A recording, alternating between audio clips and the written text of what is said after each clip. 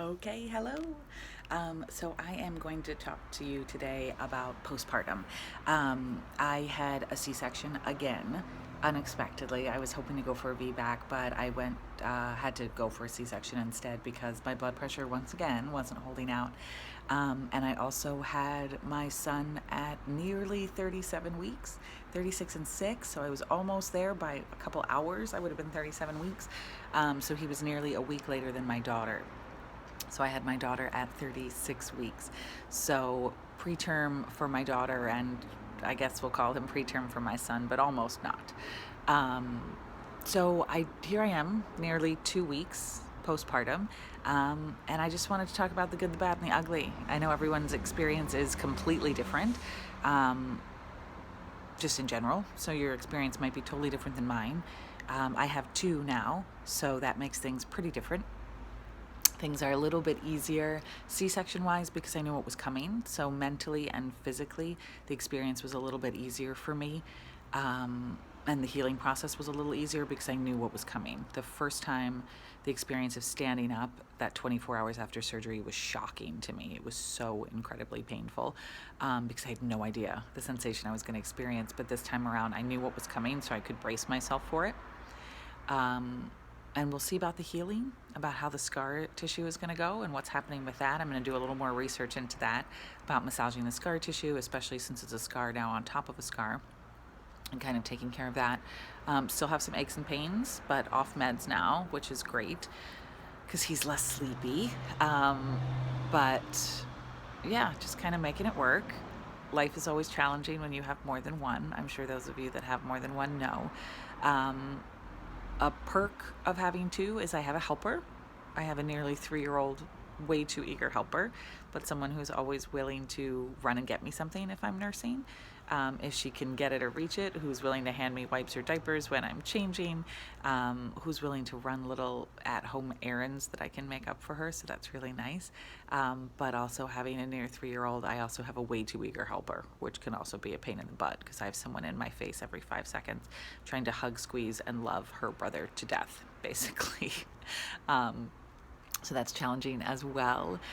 Nursing has presented itself. Its challenges, not just because nursing is incredibly difficult, but because I'm pinned now to the sofa for 1 hour every 2 to 3 hours, which means I can't entertain or play with my toddler as much, which means I'm relying on screen time more than I want to. Not as much as I thought I would, which I'm glad, but she has to do a lot more self-entertaining or bring me books, and we do a lot of book reading.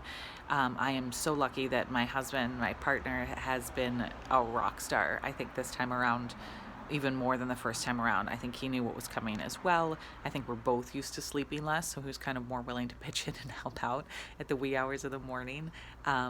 Whereas the first time around, he wasn't into it as much, but this time he's been willing and helpful. He's helped me with one feed a day because I am nursing, so he's been able to do 1 bottle feed a day, which lets me sleep for a longer chunk of time, which I highly recommend for anyone because I can get near 5 hours of straight sleep, which is unbelievable at 2 weeks in, which I definitely didn't have with my first and made me kind of insane.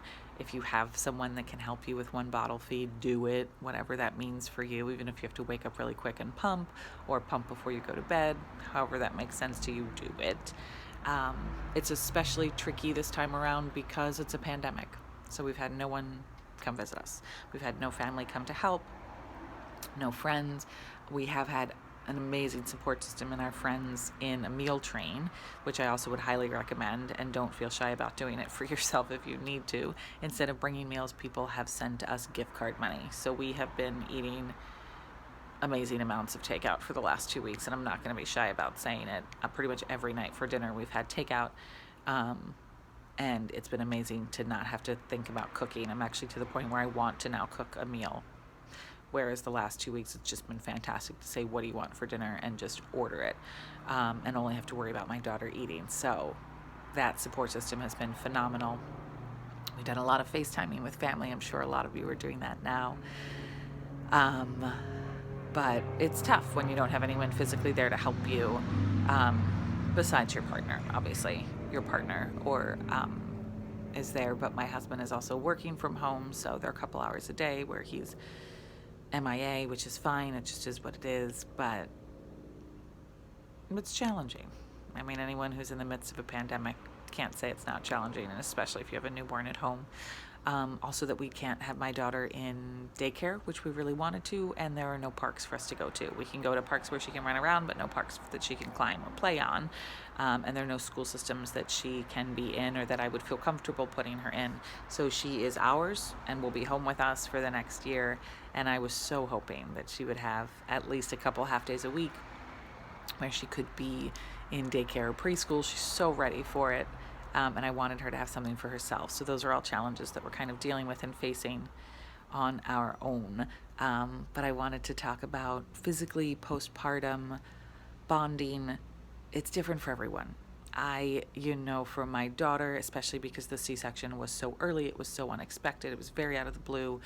My blood pressure spiked, preeclampsia, it spiked on 35 weeks. By 36 weeks, we were in the hospital. We induced, nothing happened. Boom, C-section baby.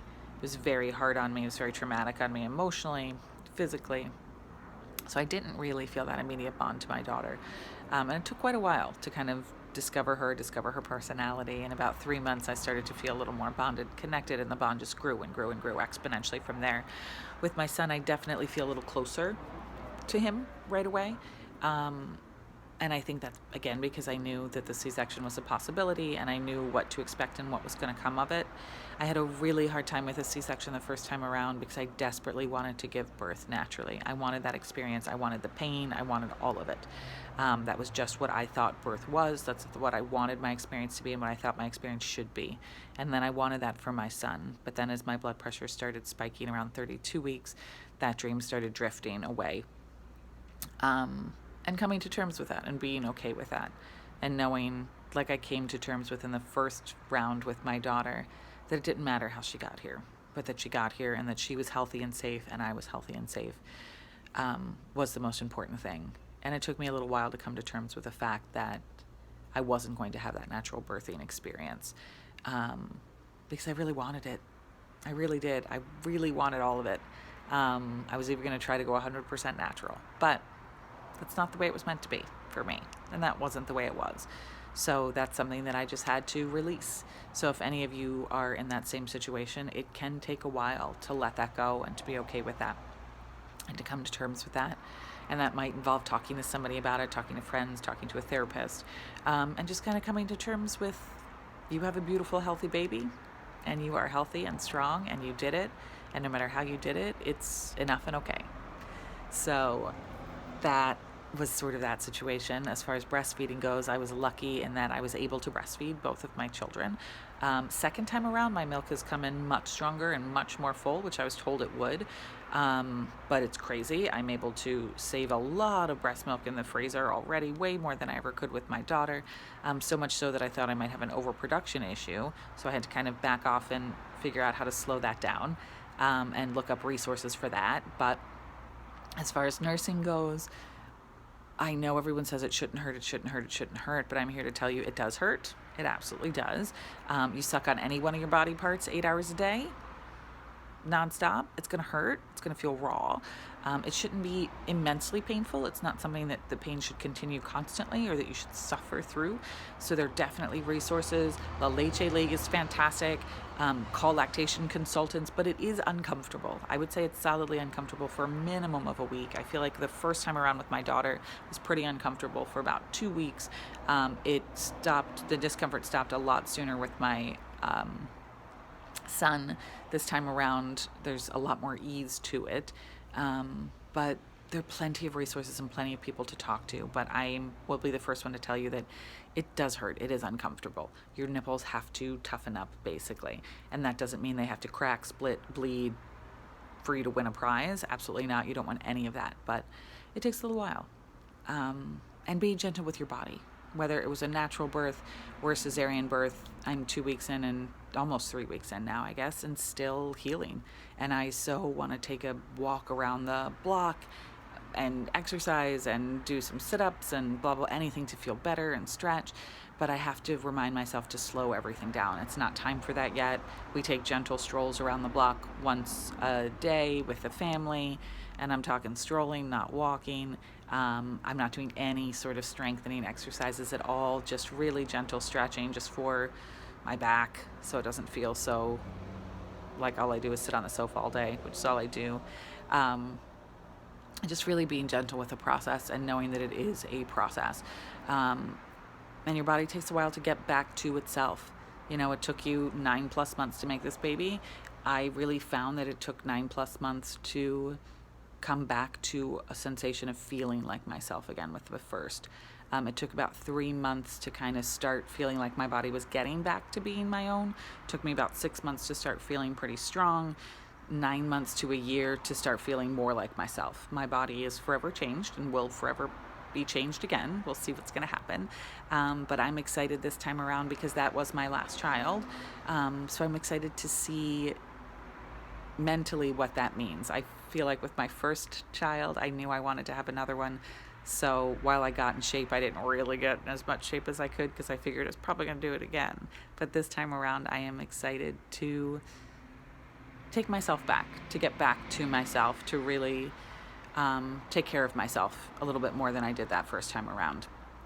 And seeing as we're in the midst of a pandemic, that's going to be tricky because going to the gym, going to my yoga classes, not going to happen. So I'm going to have a little more self-motivation, and I am excited to work with you and work out with you once I get back on my feet and we are cleared, 6 weeks cleared from the doc, and get back into our postpartum workouts and see what's going to happen with our bodies and what we can do with it and where we can go. So that is it. I hope you are feeling well. If you need help, ask for help. If that means someone to cook you dinner, someone to buy you takeout, someone to come over and help, ask for help. That's the one thing I can tell you. And as far as taking care of yourself sleep-wise, sleep first. Always sleep first. Doesn't matter if there are dishes in the sink or what's going on. If you need a nap, you take that nap and take care of yourself. Hope everyone is well. I will talk to you soon. Bye.